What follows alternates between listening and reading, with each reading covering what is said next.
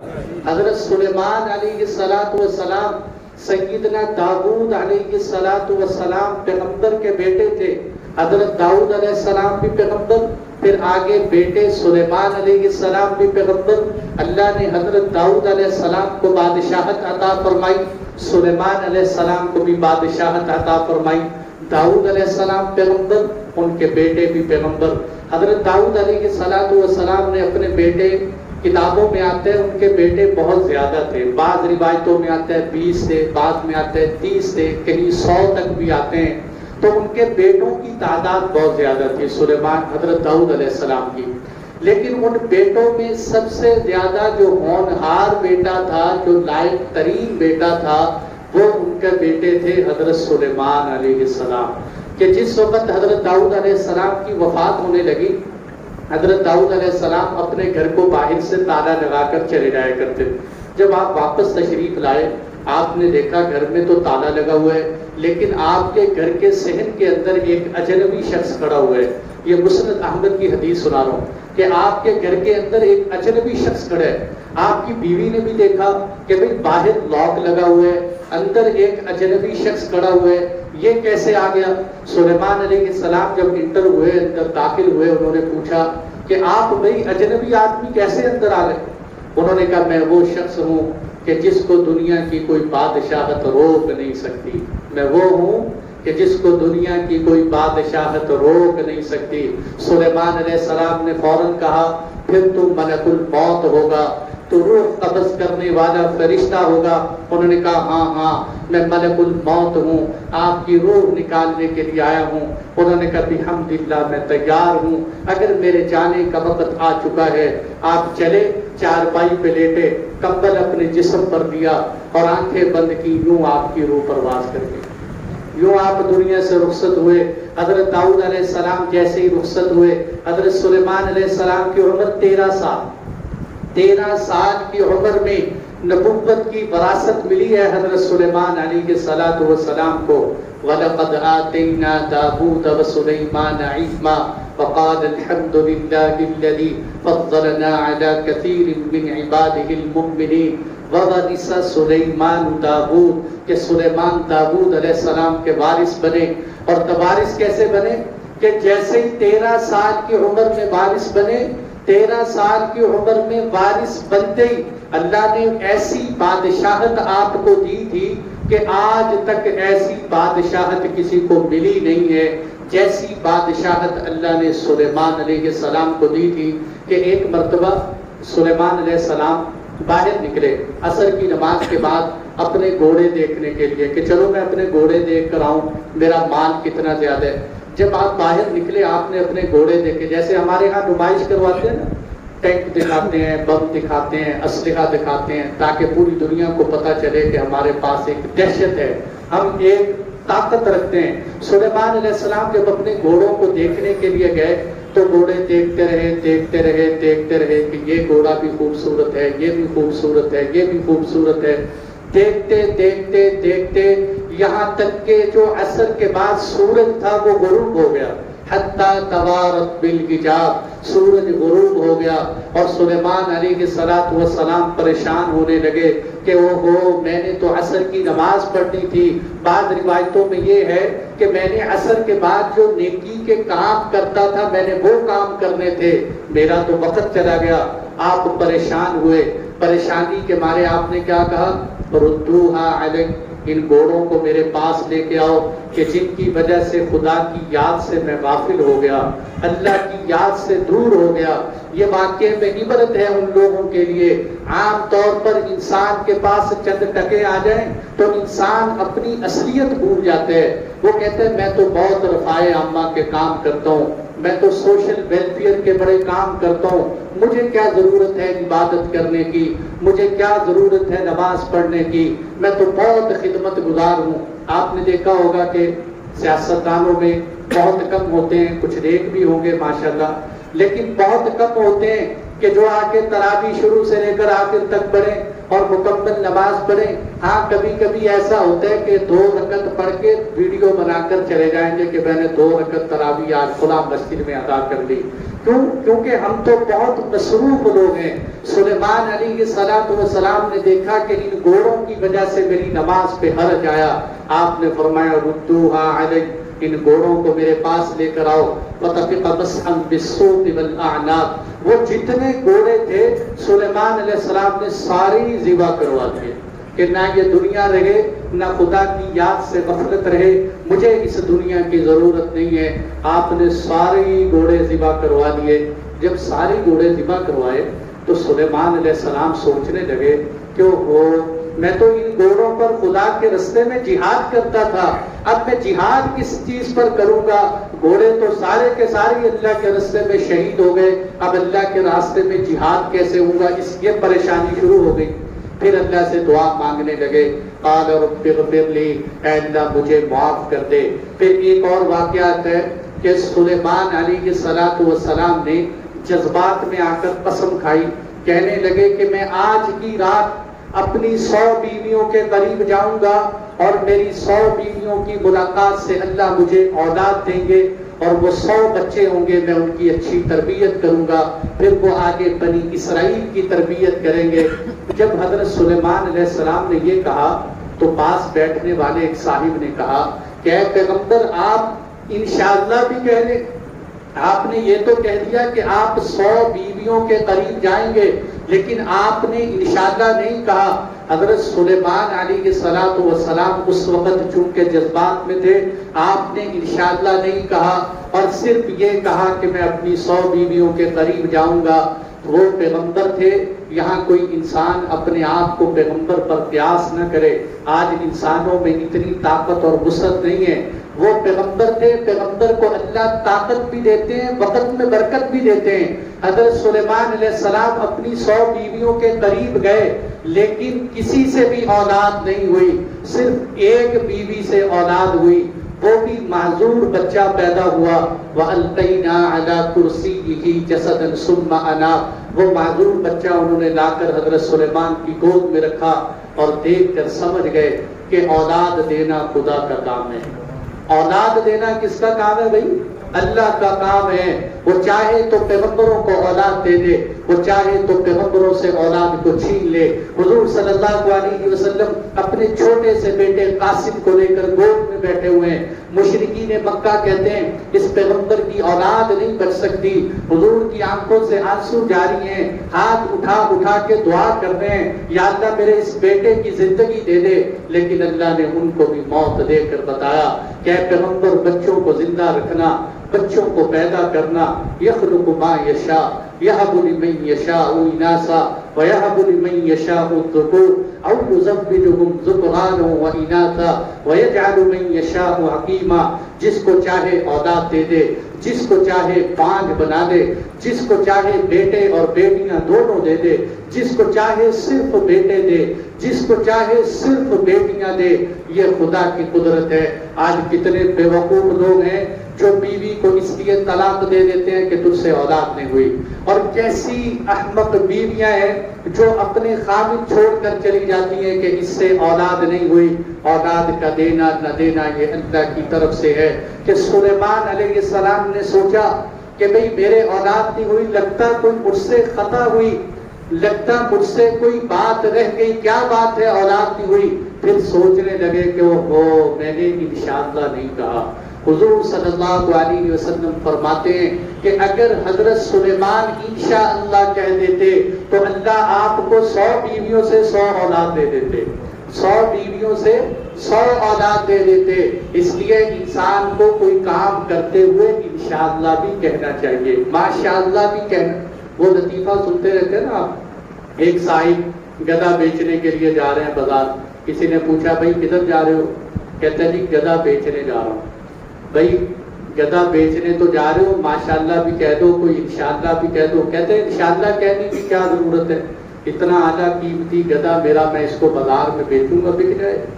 اس نے کہا بھائی نہیں پھر بھی انشاءاللہ کہہ دو.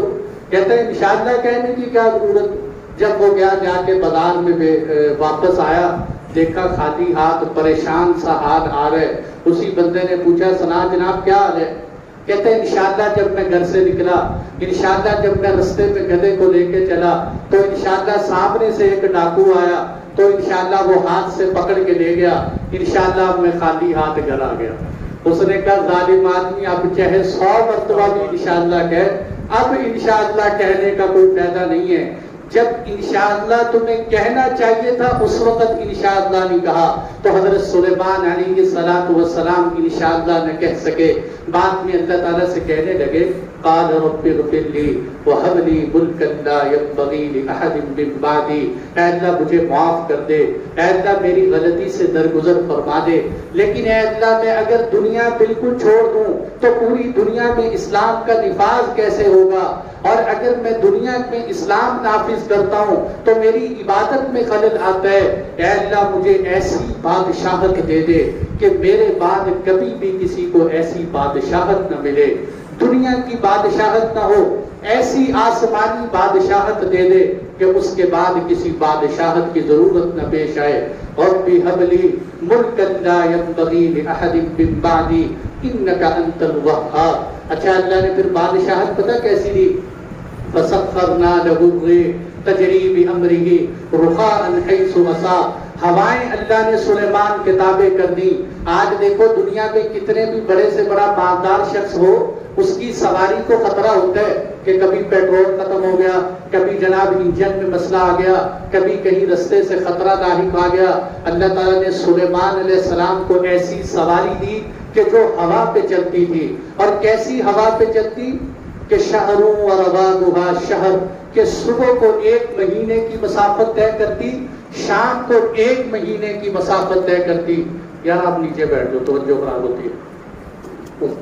شہروں اور رواگھا شہر، 1 مہینہ صبح کو سفر کرتے، 1 مہینہ شام کو سفر کرتی. یعنی جتنی دیر میں ایک انسان 1 مہینے کا سفر کرتا ہے، سلیمان علیہ السلام کا تخت 1 مہینے میں وہاں پہنچ جاتا تھا. اتنی بڑی بادشاہت اللہ نے سلیمان علیہ السلام کو دی.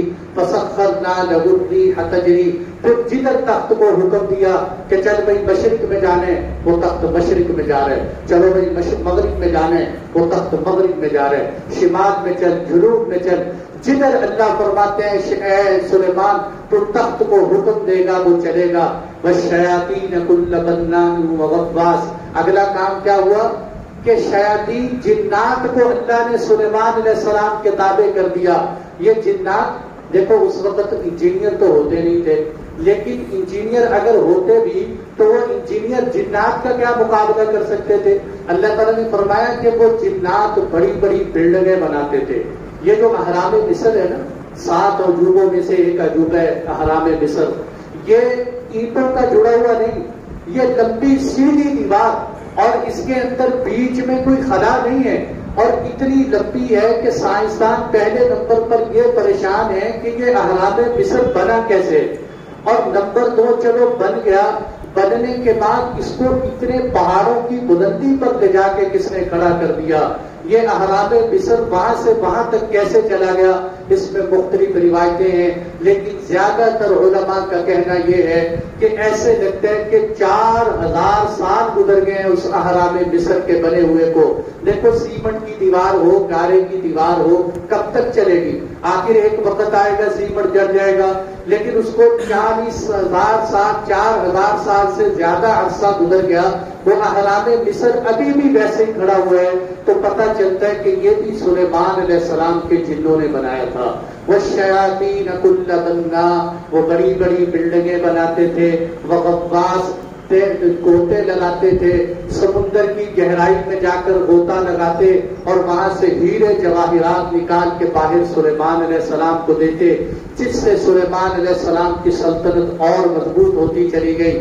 پھر سلیمان علیہ السلام کا اللہ تعالیٰ یہی تذکرہ بڑھاتے ہوئے دوسری جگہ فرماتے ہیں کہ سلیمان علیہ السلام کے پاس جن بھی ہیں، پرندے بھی ہیں. وَعَلِّمْنَا مَنْطِقَ الطَّيْرِ، کہ ہم نے سلیمان علیہ السلام کو پرندوں کی بولیاں سکھائی تھی. پرندوں کی بولیاں، یہ ہوا میں اڑتے ہوئے پرندے نہیں، حشرات الارض کی بولیاں بھی سمجھ آتی تھی، زمین پہ چلنے والے جانوروں کی بولیاں بھی اللہ سلیمان علیہ السلام کو سکھاتے تھے۔ ایک مرتبہ سلیمان علیہ السلام اپنے لشکر کے ساتھ، جنات کے ساتھ، انسانوں کے ساتھ، تخت کے ساتھ، حتی اذا اتوا علی وادی النمل، وادی نمل میں پہنچے۔ جب وہاں پہنچے، قالت نملۃ یا ایھا النمل ادخلوا مساکنکم، نمل عربی کے اندر چیونٹی کو کہتے ہیں۔ جب سلیمان علیہ السلام کا لشکر گیا تو ایک چیونٹی باقی ساری چیونٹیوں سے کہنے لگی کہ اے چیونٹیوں، یہ چیونٹی کا بیان اللہ نے قرآن میں بیان کیا ہے، یا ایھا النمل ادخلوا مساکنکم لا یحطمنکم سلیمان وجنودہ وہم لا یشعرون۔ اے چیونٹیوں، دیکھو سلیمان کا لشکر آ رہا ہے، کہیں سلیمان علیہ السلام کا لشکر تمہیں روند نہ ڈالے اور ان کو خبر بھی نہ ہو۔ علماء نے لکھے چیونٹی کے بیان میں بڑی فصاحت تھی، اس نے یہ نہیں کہا کہ سلیمان علیہ السلام کا لشکر تمہیں روند ڈالے گا، تمہیں پتہ نہیں چلے گا، بلکہ کہا یہ کہ وہ انسان ہے، انسان کے پاؤں تلے چیونٹی اچانک بھی آ جاتی ہے۔ وہ لشکر ظالم نہیں ہے، لیکن اچانک ان کے پاؤں کے نیچے آپ آ سکتے ہو، اس لیے اپنی بلوں میں گھس جاؤ، کہیں سلیمان علیہ السلام کا لشکر تمہیں روند نہ ڈالے۔ سلیمان علیہ السلام کھڑے سن رہے ہیں، فَتَبَسَّمَ ضَاحِكًا مِّن قَوْلِهَا، اس چیونٹی کی بات کھڑے سن رہے ہیں اور مسکرا رہے ہیں کہ کیا کہنے ہیں اللہ تیرے، کہ تو ایک چیونٹی کی آواز مجھے سمجھاتا ہے، جو ایک چیونٹی پیغمبر کی فکر کر رہی ہے۔ آج دیکھو کوئی بڑے سے بڑا سیاستدان گزرتے ہیں، لوگ اس کے لیے سڑکیں صاف کرواتے ہیں۔ سلیمان علیہ السلام کی کیسی بادشاہت ہے، چیونٹیاں راستے صاف کر رہی ہیں کہ سلیمان کا لشکر آ رہا ہے، راستے صاف کر دو، کہیں سلیمان علیہ السلام کا لشکر تمہیں روند نہ ڈالے۔ حیات الحیوان پر، حیوانات کے اوپر اگر آپ کی دلچسپی ہو تو بڑی بڑی علماء نے کتابیں لکھی ہیں۔ علامہ دبیری نے حیات الحیوان لکھی ہے، اس کے علاوہ علامہ طنطاوی نے حیوان کے اوپر کے حیوانات باتیں کرتے ہیں، اس پر کتابیں لکھی ہیں۔ وہ فرماتے ہیں کہ یہ جو چیونٹیاں ہیں نا، چیونٹیاں، ان کا اللہ نے بڑا بہترین نظام رکھا ہے۔ ان کے اندر قبیلے ہوتے ہیں، ان کے اندر گوتیں ہوتی ہیں، ان کے اندر خاندان ہوتے ہیں۔ یہاں تک انہوں نے لکھا ہے کہ ان چیونٹیوں کا اپنا قبرستان ہوتا ہے۔ جب کوئی چیونٹی مر جاتی ہے تو اس کو اٹھا کے لے جاتے ہیں، کافی ساری چیونٹیاں اس کو اکٹھا کرتی ہیں۔ آپ نے بھی یہ مشاہدہ کئی دفعہ کیا ہوگا کہ اس کو چیونٹیاں اٹھا کر لے جاتی ہیں، اپنے قبرستان میں دفن کرتی ہیں۔ اور ان کا ایک ایسا نظام ہے کہ باقاعدہ ان کی پولیس ہوتی ہے، ان کے فوجی افسران ہوتے ہیں جو ان کے خیمے کی، ان کے بلوں کی حفاظت کرتے ہیں۔ اور یہاں تک بھی لکھا ہے کہ یہ اپنی 1 سال کی خوراک اکٹھی کرتے ہیں۔ دیکھو ابھی ذمہ داروں نے گندم اکٹھی کی، کنک اکٹھی کی، 1 سال کی خوراک۔ اور اللہ کی ذات جو جانوروں کو، زمین پہ چلنے والوں کو سکھاتے ہیں کہ اپنی خوراک اکٹھی کرو اور اپنی خوراک اکٹھی کر کے بلوں میں رکھ دو۔ یہ چیونٹیوں کا بہترین نظام۔ آپ کو عجیب بات سناؤں، حضرت امام ابن کثیر رحمۃ اللہ علیہ نے اپنی تفسیر میں لکھا ہے، فرماتے ہیں ایک مرتبہ قحط پڑ گیا، بارش کی کمی ہو گئی، رزق اور غلے میں کمی آ گئی۔ حضرت سلیمان علیہ السلام اپنے بستی کو لے کر باہر چلے، انہوں نے کہا چلو بھائی چل کے دعا کرتے ہیں، اللہ سے مانگتے ہیں، شاید اللہ ہمارے حالات ٹھیک کر دے۔ جب سلیمان علیہ السلام جانے لگے، انہوں نے دیکھا ایک چیونٹی دعا کر رہی ہے، ایک چیونٹی اللہ کے سامنے دعا کر رہی ہے، اِنَّا خَلْقٌ مِّن خَلْقِكَ، اے اللہ میں تیری مخلوق میں سے ایک مخلوق ہوں، اے اللہ میں تیری بارش کی محتاج ہوں، اگر تو بارش نہیں دے گا تو ہم ہلاک ہو جائیں گے۔ چیونٹی جب یہ دعا کر رہی ہے، سلیمان علیہ السلام نے اس چیونٹی کی دعا سنی، سن کے کہنے لگے چلو بھائی واپس چلیں، اب دعا کرنے کی ضرورت نہیں ہے۔ جانوروں نے اللہ کے حق میں دعا کر دی، حشرات الارض نے دعا مانگ لی، اب اللہ ان کی دعا کو رد نہیں کریں گے۔ چنانچہ سلیمان علیہ السلام واپس پہنچے، ادھر سے اللہ نے بارش برسا دی۔ ایسی بہترین مخلوق ہے یہ چیونٹی۔ جب سلیمان علیہ السلام چلے تو وہ کیا کہہ رہی ہے، بھائی اپنی اپنی بلوں میں چلے جاؤ، کہیں ایسا نہ ہو کہ سلیمان علیہ السلام کا لشکر تمہیں روند ڈالے۔ فَتَبَسَّمَ ضَاحِكًا مِّن قَوْلِهَا، سلیمان علیہ السلام اس کی بات سن کے مسکرا رہے ہیں۔ فَقَالَ رَبِّ أَوْزِعْنِي، اے اللہ تو مجھے توفیق دے، میں تیری اس نعمت پر تیرا شکر ادا کروں۔ آگے چلیے، آگے سلیمان علیہ السلام کا قصہ قرآن کیا بیان کرتا ہے؟ وَتَفَقَّدَ الطَّيْرَ، سلیمان علیہ السلام کے پاس پرندوں کی حاضری لگتی تھی، حاضری جس طرح استاد شاگردوں کی حاضری لیتے ہیں، سلیمان علیہ السلام پرندوں کی حاضریاں لیتے تھے۔ وَتَفَقَّدَ الطَّيْرَ، آپ نے پرندوں کی حاضری لی۔ فَقَالَ مَا لِيَ لَا أَرَى الْهُدْهُدَ، آپ نے فرمایا بھائی مجھے کیا ہو گیا، میں دیکھ رہا ہوں آج ہدہد حاضر نہیں ہے، یہ ہدہد کہاں چلا گیا؟ سلیمان علیہ السلام نے ہدہد کی حاضری لی تو وہ غیر حاضر نکلا۔ علماء نے لکھا ہے، مفسرین نے لکھا ہے کہ شاید سلیمان علیہ السلام نے ہدہد کا اس لیے پوچھا، اس لیے وہاں آپ کو ضرورت پڑی کہ ہدہد کے اندر ایک خصوصیت یہ ہے کہ یہ ہواؤں کی بلندی پر ہو تو اس کو زمین کی گہرائی میں سے نظر آ جاتا ہے کہ اس وقت پانی کہاں موجود ہے، کہ اس وقت پانی کہاں ہے۔ تو سلیمان علیہ السلام نے ہدہد کو بلایا تاکہ پانی کا پتہ لگائے کہ اس وقت پانی کہاں موجود ہے۔ حضرت ابن عباس رضی اللہ عنہما سے کسی نے پوچھا کہ یہ کیا بات ہے کہ ہدہد کو آسمانوں کی بلندی سے زمین کے اندر کا پانی تو نظر آ جاتا ہے لیکن ہدہد کو زمین کے اوپر پڑا ہوا جال نظر نہیں آتا، ہدہد کو زمین کے اوپر پڑا ہوا جال نظر نہیں آتا، زمین کے اندر کی گہرائی کا پانی تو نظر آ جاتا ہے۔ انہوں نے بڑا زبردست جواب دیا، انہوں نے فرمایا اذا نزل القدر غشی البصر، کہ جب تقدیر آ جاتی ہے تو انسان کی آنکھیں اندھی ہو جاتی ہیں۔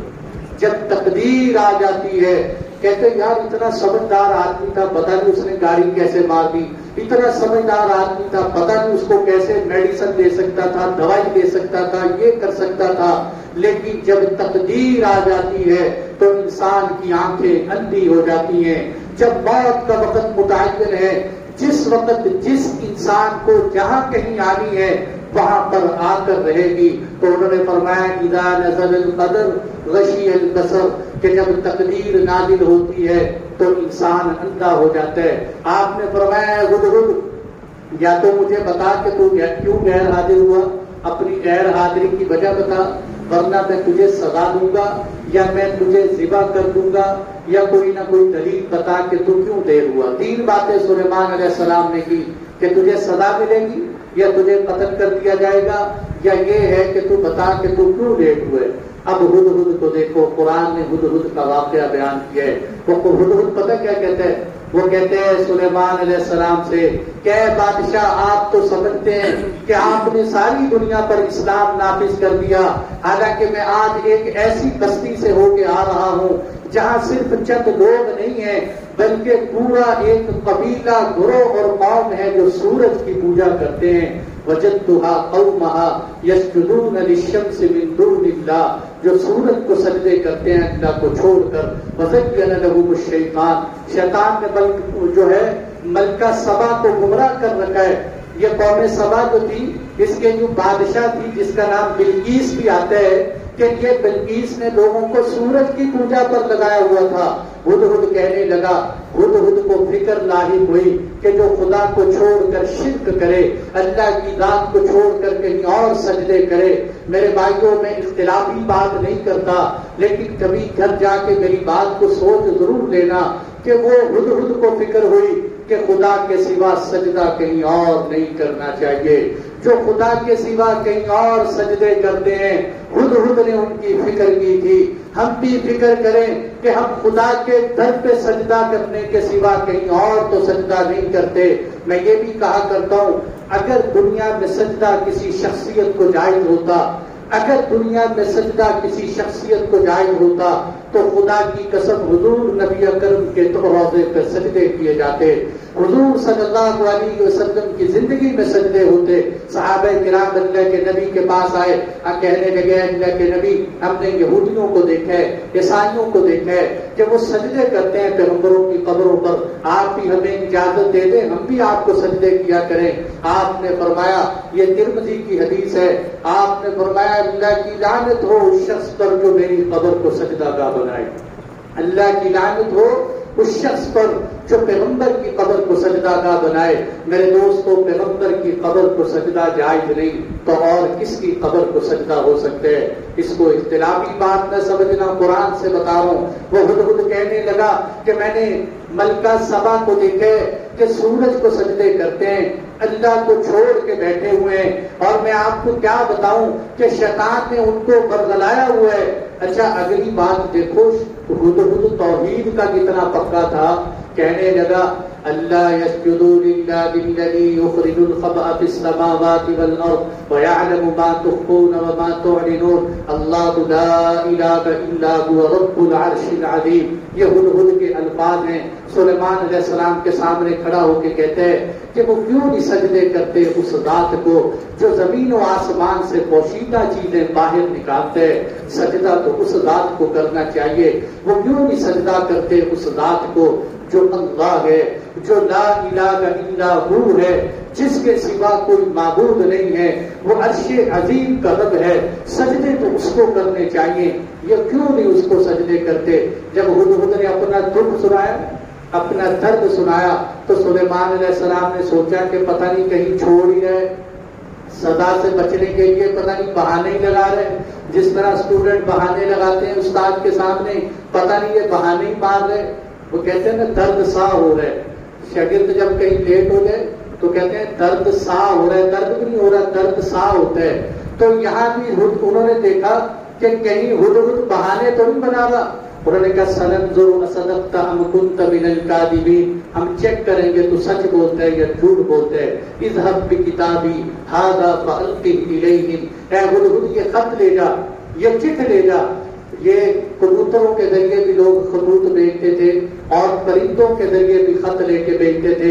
ہدہد سلیمان علیہ السلام کا خط لے کر چلا، اور چلتے ہوئے جب ملکہ سبا کے محل میں داخل ہوا، اس نے دیکھا سیکیورٹی گارڈ کھڑے ہوئے، اندر کیسے جائیں؟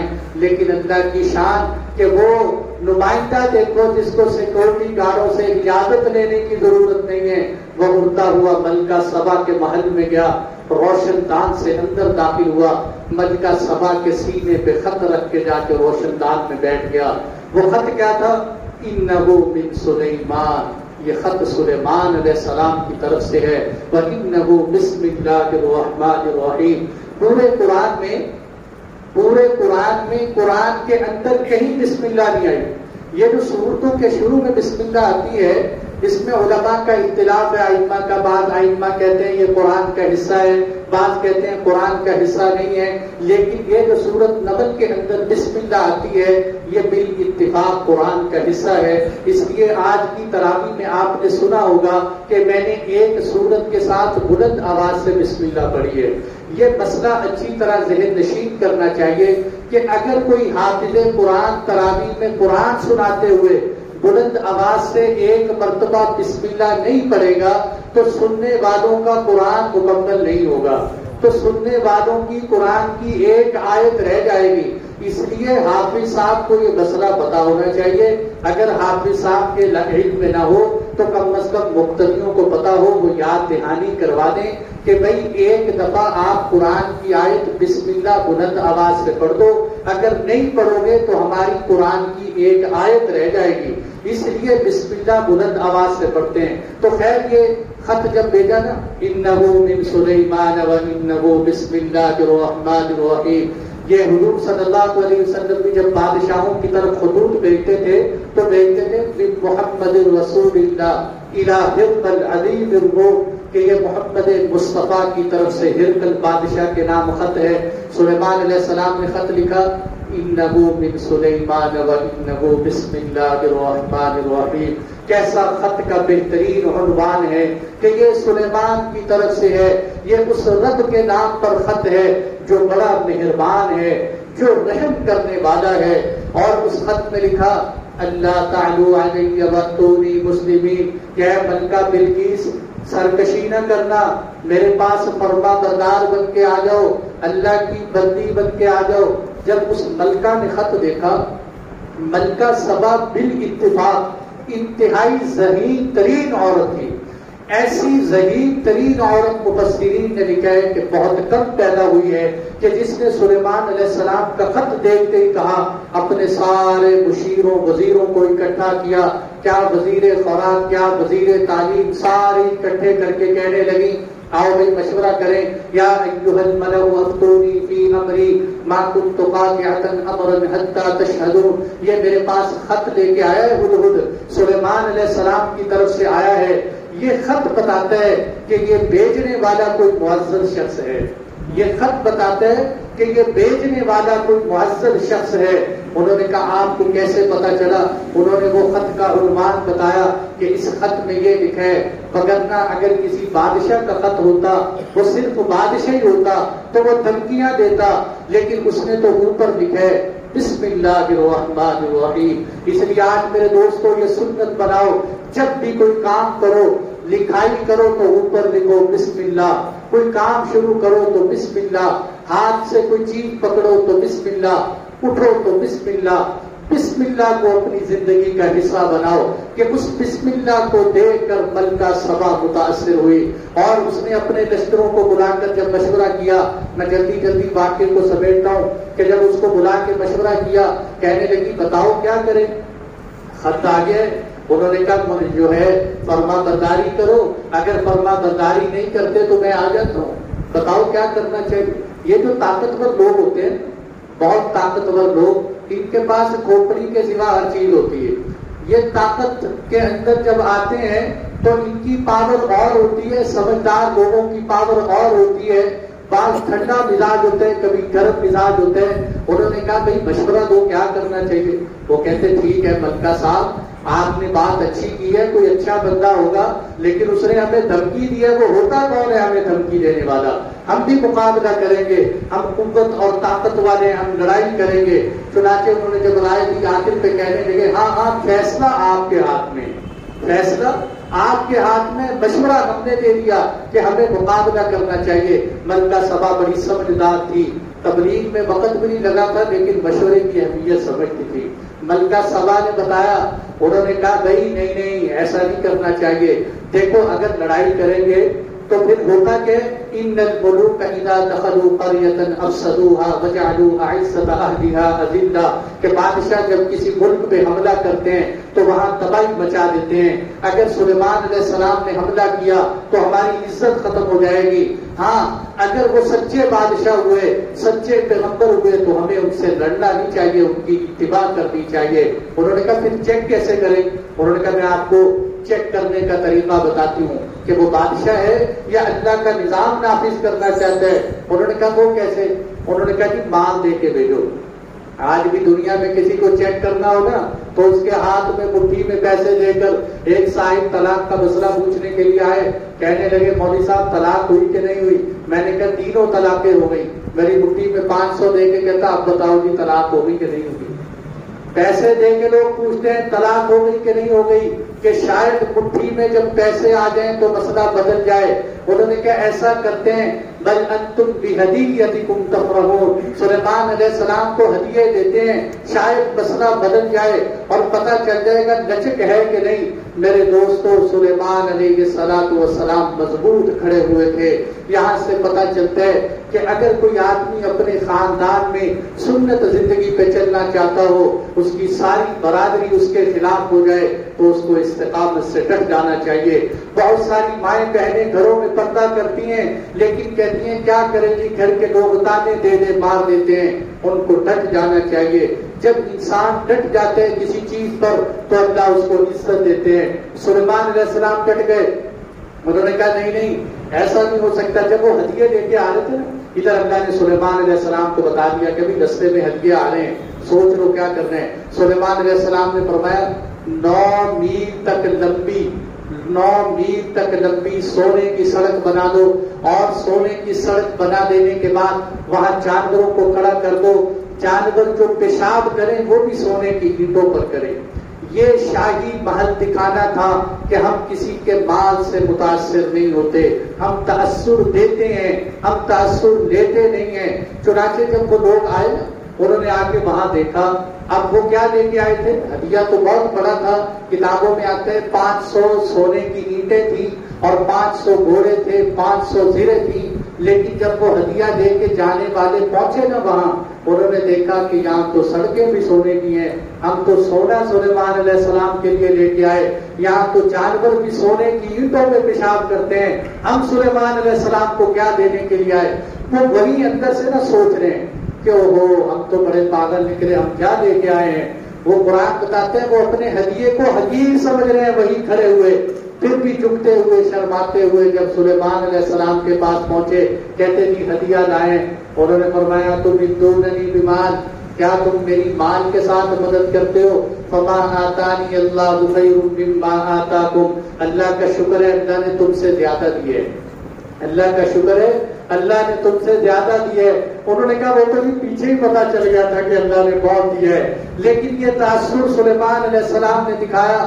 اور جب وہ واپس گئے تو واپس جاتے ہوئے لکھ کے دیا کہ پہلے تمہیں دعوت دی تھی، اب تمہیں صرف ٹائم دیتے ہیں کہ اگر بندے بن کے آنے تو آ جاؤ، وگرنہ میں ایسا لشکر لے کے آؤں گا. فَلَنَأْتِيَنَّهُمْ بِجُنُودٍ لَا قِبَلَ لَهَا وَلَنُخْرِجَنَّهُمْ مِنْهَا أَذِلَّةً وَهُمْ صَاغِرُونَ، ہم تمہیں وہاں سے زبردستی نکال کے لے آئیں گے. اور جب اس کو وہ ملکہ سبا کے پاس پہنچے تو ملکہ نے پہلے کہہ دیا تھا، میں نے تمہیں کہا نہیں تھا کہ وہ بادشاہ جو ہے وہ صرف بادشاہ نہیں ہے، وہ کوئی معزز شخصیت ہے جو اللہ کی طرف بلانا چاہتی ہے. ادھر سلیمان علیہ السلام، ادھر ملکہ سبا. ملکہ سبا کا جو تخت ہے نا، اس کے بارے میں آپ کو تھوڑا سا بتاؤں. ملکہ سبا کا جو تخت تھا کتابوں میں لکھے 90 ہاتھ لمبا تھا اور سونے اور چاندی کا جڑا ہوا، ہیرے جواہرات سے جڑا ہوا تھا، جس پر ملکہ سبا بیٹھتی تھی. ادھر سلیمان علیہ السلام کو اللہ نے بتایا کہ ملکہ آ رہی ہے اپنے لشکر کے ساتھ. سلیمان علیہ السلام نے سوچا کہ اگر وہ خود چل کے آئے گی تو دعوت اثر بھی کرے گی، میں پہلے سے اس کو لانے کا بندوبست کرتا ہوں. آپ نے فرمایا ہاں بھائی، مجلس میں بیٹھے ہوئے تم میں سے کون ہے جو ملکہ کے عرش کو، تخت کو میرے پاس لے کے آئے؟ وہاں ایک جن کھڑا ہوا، عفریت من الجن انا آتیک بہ قبل ان تقوم من مقامک، مجھے اجازت دیجیے تھی میں اس ملکہ سبا کا تخت آپ کے پاس اس کی مجلس ختم ہونے سے پہلے لے آؤں. ابھی وہ اپنی مجلس سے اٹھے گی، اپنی مجلس ختم کرے گی، میں اس کا تخت اٹھا کر کئی میل دور سے لا کر آپ کے سامنے رکھ دوں گا. سلیمان علیہ السلام نے فرمایا نہیں یہ تو بہت ٹائم ہے، اتنا ٹائم نہیں چاہیے. قال الذي عنده علم من الكتاب انا آتيك به قبل ان يرتد اليك طرفك. وہاں ایک صاحب علم، صاحب کتاب بیٹھے ہوئے تھے، وہ کھڑے ہوئے کہنے لگے سلیمان علیہ السلام مجھے اجازت دیجیے، میں اتنی دیر میں تخت آپ کے پاس لے آؤں گا. آپ آنکھیں بند کریں، آنکھیں کھولیں گے تو تخت آپ کے سامنے ہوگا. آپ آنکھیں بند کریں، آنکھیں کھولیں گے تو تخت آپ کے پاس ہوگا. یہاں علماء نے لکھے کہ صاحب علم کی عظمت جنات سے بھی زیادہ ہے. جنات نے ٹائم زیادہ مانگا، صاحب علم نے ٹائم اس سے بھی کم مانگا. یہ اللہ جانتے ہیں کہ ان کے پاس اسم اعظم تھا یا ان کی دعاؤں میں طاقت تھی کیا تھا. انہوں نے کہا یہ ٹائم ٹھیک ہے. انہوں نے آنکھیں بند کی، آنکھیں کھولی تو ملکہ سبا کا تخت سلیمان علیہ السلام کے سامنے. ملکہ سبا کا تخت سلیمان علیہ السلام کے سامنے ہے. اور سلیمان علیہ السلام نے یہاں، اب ٹائم تھوڑا ہے، سلیمان علیہ السلام نے یہاں کیا فرمایا؟ انہوں نے فرمایا کہ بھئی ملکہ سبا کے تخت میں تھوڑی تبدیلی کر دو، کچھ یہاں سے وہاں رکھ دو، کچھ وہاں سے یہاں رکھ دو، تاکہ ملکہ سبا کو تھوڑا سا چیک تو کرے. انہوں نے ملکہ سبا سے پوچھا یہ کیا چیز ہے؟ یہ تمہارے ہی تخت ہے یا کوئی اور ہے؟ دیکھو تو صحیح اس کو. ملکہ اس کو دیکھ کے پتہ کیا کہنے لگی؟ قالت کأنہ ہو.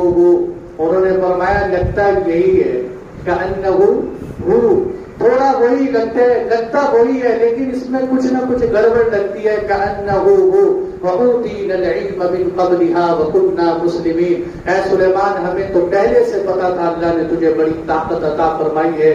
یہ ملکہ سبا نے وہاں کہا.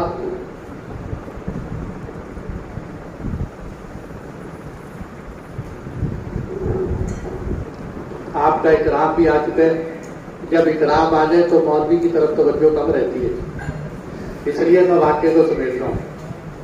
تو خیر کیا ہوتا ہے کہ آپ توجہ کریں گے انشاءاللہ. باتیں ابھی جو زیادہ کرنی ہے ختم کرنی ہے، اور یہ رات ہے 27ویں رات ہے. آپ حضرات ماشاءاللہ دیکھو وہاں تک مسجد کے آخر تک تشریف لائے ہیں، تو آپ کوئی پیغام لے کے چلے جائیں، ہمارے کہنے سننے کا کچھ فائدہ ہو جائے. تو خیر جب وہ سلیمان علیہ السلام نے فرمایا اس تخت کو دیکھو کأنہ ہو، تو وہ کہنے لگے کہ ہاں ہاں یہی تخت لگتا ہے. وَأُوتِينَا الْعِلْمَ مِنْ قَبْلِهَا وَكُنَّا مُسْلِمِينَ، ہمیں پتہ تھا اللہ نے تجھے بڑی طاقت دی ہے. وَصَدَّهَا مَا كَانَتْ تَعْبُدُ مِن دُونِ اللَّهِ إِنَّهَا كَانَتْ مِن قَوْمٍ كَافِرِينَ. دیکھو یہاں بھی اللہ نے قرآن میں ملکہ سبا کی تعریف کی ہے. الفاظ کیا فرمائے کہ ملکہ سبا کافر قوم میں سے تھی، یعنی ملکہ سبا ذہین اتنی تھی کہ وہ کافر نہیں بننا چاہتی تھی، لیکن کافروں کے ماحول میں رہتی تھی، اس لیے کفر اختیار کر لیا. تو اس سے پتہ چلتا ہے کہ ماحول کے بڑے اثرات ہوتے ہیں. کفر کے ماحول میں رہنے سے کفر کے گندے اثرات انسان پر آتے ہیں، نیکیوں کے ماحول میں رہنے سے نیکی کے اثرات انسان پر آتے ہیں. پھر آگے فرمایا قیل لہ ادخل الصرح، کہ سلیمان علیہ السلام نے فرمایا تھا کہ بھئی یہاں ایسا شیشہ بچھاؤ. اس وقت سلیمان علیہ السلام کے دور میں، آج تو دنیا ترقی کر گئی ہے، اس وقت سلیمان علیہ السلام کے دور کو سوچو. انہوں نے فرمایا کہ شیشے کو ایسا بچھاؤ کہ شیشہ یوں لگے جیسے پانی ہے. جب ملکہ سبا اس شیشے کے پاس گئی تو انہوں نے فلما کشفت عن ساقیہا، اپنی پنڈلیوں سے یوں کپڑا ہٹایا جیسے بندہ پانی میں داخل ہونے کے لیے کپڑا ہٹاتا ہے کہ سامنے پانی کی موجیں ہیں تو میں کپڑا اٹھا کے چلتی ہوں. لیکن جب وہ چلی تو ان کو پتا چلا کہ یہ پانی نہیں ہے، شیشہ ہے. سلیمان علیہ السلام کے پاس اللہ نے اتنی آگاہ طاقت دی ہے کہ وہ شیشے کو پانی سمجھ رہی تھی. جب وہ اس طرح شیشے پہ چلی اور چلتے ہوئے سلیمان علیہ السلام کے پاس پہنچی تو کہنے لگی رب انی ظلمت نفسی واسلمت مع سلیمان للہ رب العالمین، میں نے شرک کر کے ظلم کیا، میں اپنے گناہوں سے توبہ کرتی ہوں. اے سلیمان میں خود مسلمان ہوتی ہوں، میں اپنے سارے گاؤں لشکر کو مسلمان کرتی ہوں. کیسی سمجھدار تھی ملکہ سبا، خود مسلمان ہوئی، اوروں کو مسلمان کر گئی. اس لیے کہتے ہیں ایسے دیکھو ادھر فرعون، کہ فرعون خود ڈوبا لیکن ظالم خود ڈوبنے کے ساتھ اپنی قوم کو ڈوبا گیا. ادھر ملکہ سبا خود ہدایت پا گئی، ساتھ اپنی قوم کو ہدایت دلوا گئی. اس لیے اللہ سے ایسے حکمران مانگنے چاہیے جو خود ہدایت پا جائیں، قوم کو ہدایت دلوا جائیں، خود انصاف کرنے والے ہوں، قوم کو انصاف دلوا جائیں. ضروری نہیں کہ ہر کوئی حکمران ہو، ہر کوئی بندہ اپنے گھر پہ بھی حکمران ہوتا ہے. بہت سارے سمجھدار لوگ ایسے ہوتے ہیں جو خود گناہوں سے بچ جاتے ہیں، اپنے گھر کو بچا لیتے ہیں. بہت سارے لوگ بیچارے ایسے ہوتے ہیں جو خود بھی پھسل جاتے ہیں، اپنے گھر کو بھی پھسلا دیتے ہیں. تو یہ